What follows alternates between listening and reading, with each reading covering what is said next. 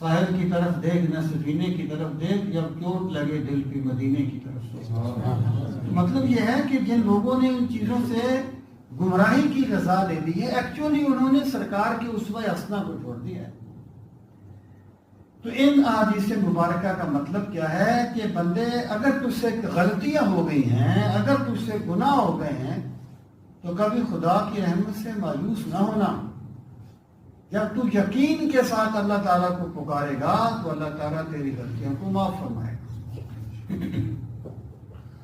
وعن ابن عباس رضی اللہ تعالیٰ عنہما عن رسول اللہ صلی اللہ علیہ وسلم من قال، ابن عباس کہتے ہیں کہ وہ رسول کریم علیہ السلام سے روایت کرتے ہیں کہ سرکار نے فرمایا، قال اللہ تعالیٰ، اللہ تعالیٰ فرماتے ہیں، یہ بھی حدیث قدسی، من علم انہ ذا قدرت علی مغفرۃ الذنوب، جس بندے نے جان لیا کہ میں گناہ معاف کرنے پر پوری طرح قادر ہوں۔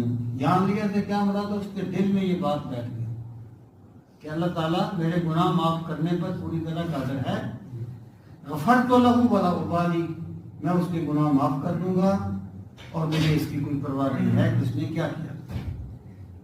ما لم یشرک بی شیئا، جب تک کہ اس نے میرے ساتھ کسی کو شریک نہ ٹھہرایا۔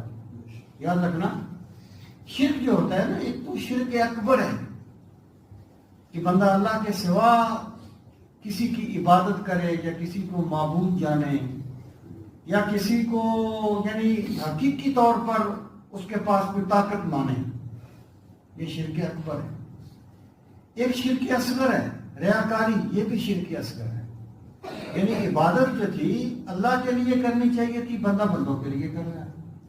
اگر اس کا یہ عقیدہ تو نہیں ہے کہ میں بت کو سجدہ کر رہا ہوں، کر تو اللہ کو رہا ہے، اس کا مقصود اللہ کی رضا نہیں ہے، اس کا مقصود تو بندوں کی رضا ہے، تو یہ بھی شرک ہے، ریاکاری کو بھی شرک کہا گیا ہے۔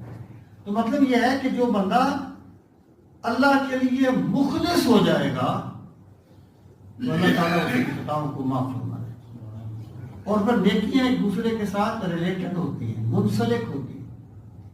جو بندہ اللہ کے لیے مخلص ہو جائے گا تو اس میں نیکی کا جذبہ بھی پیدا ہوگا، اس میں گناہوں سے ترغیب بھی پیدا ہوگا۔